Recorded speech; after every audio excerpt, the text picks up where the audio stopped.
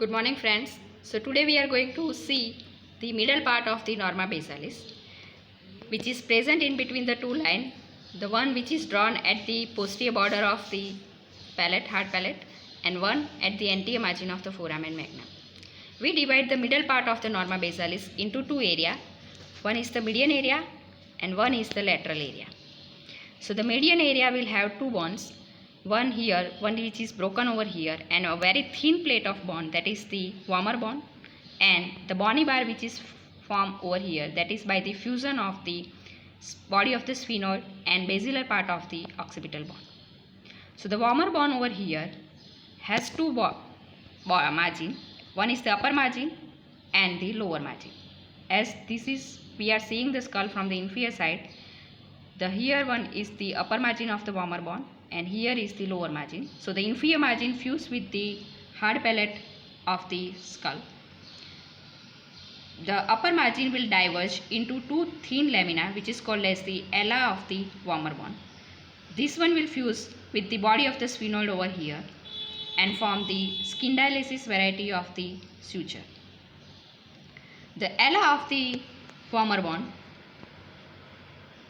articulate over here with the vaginal process of the medial pterygoid plate to form a canal, a small tiny canal where the peen is going, that is called as the vomerovaginal canal. Just anterior and little lateral to it, again the vaginal process of the medial pterygoid plate will fuse with the palatine bone over here to form the palatino-vaginal canal. So here is the vomerovaginal canal and here lies the palatino-vaginal canal. They are very minute canal which is seen over here. In the bony bar, we can see an elevation in the medial area over here, and that is called as the pharyngeal tubercle. Now coming to the lateral area of the norma lateralis. So that is basically contributed by two bones. The bone over here is the sphenoid bone. So that has two parts. The one vertical part over here is called as the pterygoid process, and the rest part which is separated from here by the suture is the greater wing of the sphenoid bone. The rest of the part is contributed by this temporal bone, but it has again the different part. The squamous part, the tympanic plate, and this triangular area is the petrous part of the temporal bone. So the three part of the temporal bone, the squamous part of the temporal bone, the tympanic plate, and the petrous part of the temporal bone.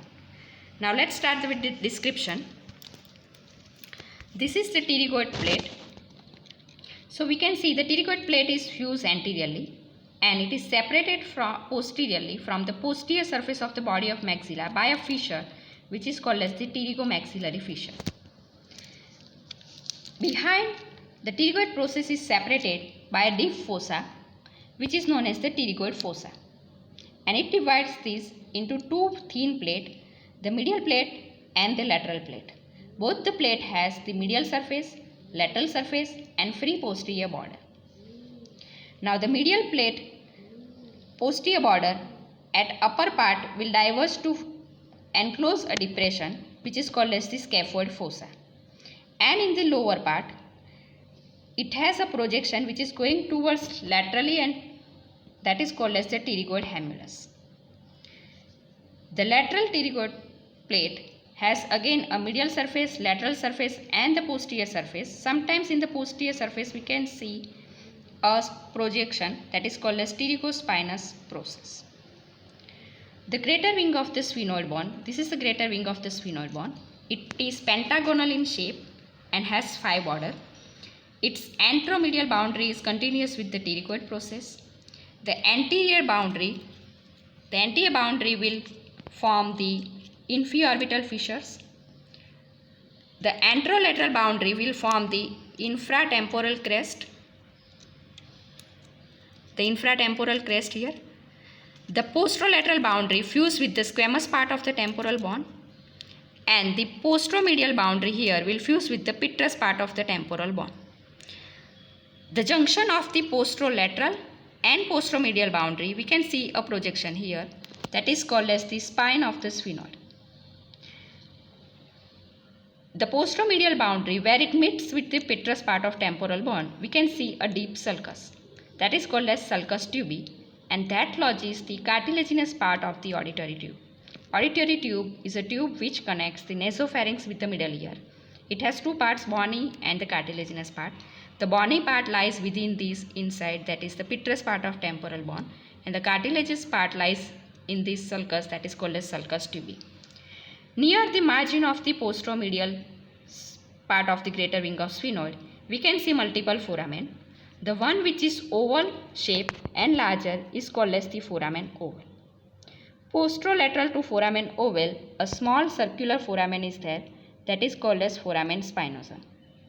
Sometimes in front of foramen oval you may see another small foramen, that is called as emissary sphenoidal foramen or foramen of Vesalius, and sometimes in between the foramen oval and foramen spinosum another small foramen is present, and that is called as the canaliculus innominatus.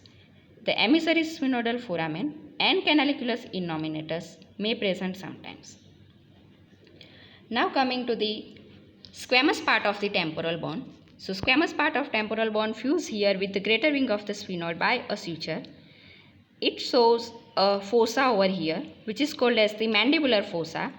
Here the head of the mandible articulate with the skull to form the only movable joint of the skull, that is the temporomandibular joint. And we can see an elevation in its anterior part and lateral, that is called as the articular tubercle. This is the tympanic plate of the temporal bone.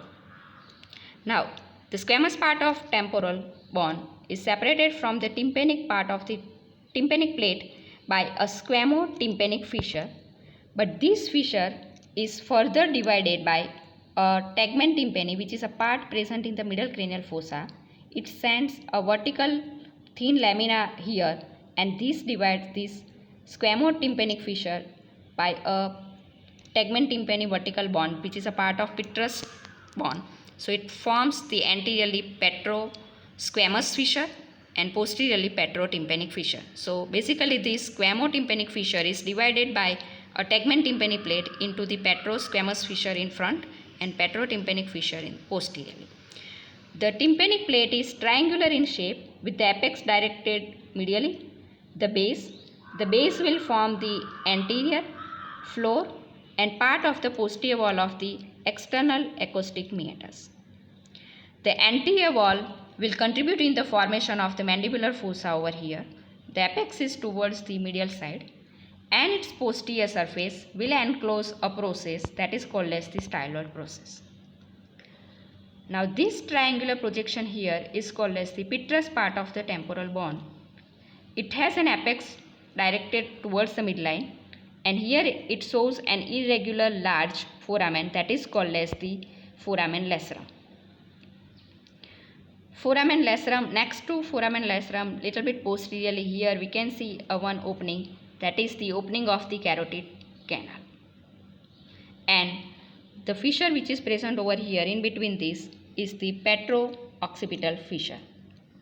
The posterior wall or apex of the foramen lacerum is perforated by the carotid canal. So the carotid canal which is present over here, it will have one opening here in the foramen lacerum.